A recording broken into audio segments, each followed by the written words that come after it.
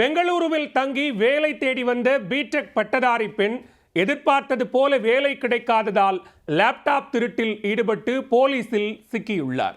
தங்கும் விடுதிகளில் ஒவ்வொரு அறையாக சென்று கைவரிசை காட்டி வந்த பெண் போலீசாரிடம் சிக்கியது எப்படி?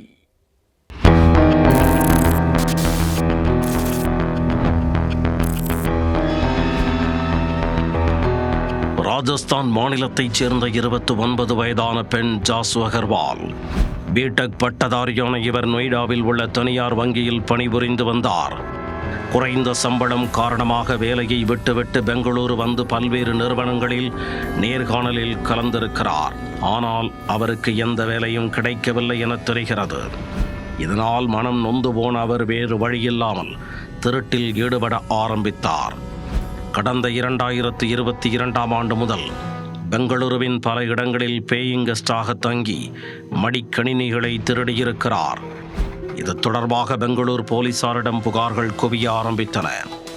சாஃப்ட்வேர் நிறுவனங்கள் அமைந்துள்ள பெலந்தூர், சில்க் போர்ட், ஹப்பால், ஒயிட்ஃபீல்ட், மகாதேவ்பூர் ஆகிய பகுதிகளில் உள்ள தங்கும் விடுதிகள் மற்றும் ஹோட்டல்களில் இருந்து பல்வேறு புகார்கள் குவிந்துள்ளன.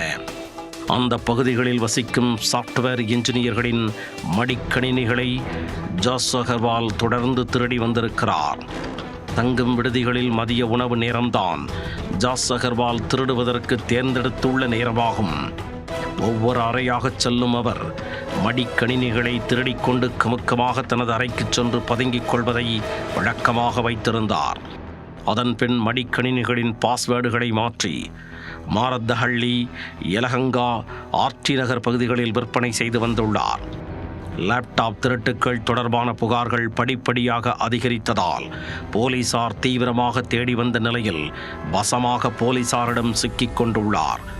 அவரிடமிருந்து 10 லட்சம் ரூபாய் மதிப்புள்ள 24 மடிக்கணினிகளை போலீசார் மீட்டுள்ளனர்.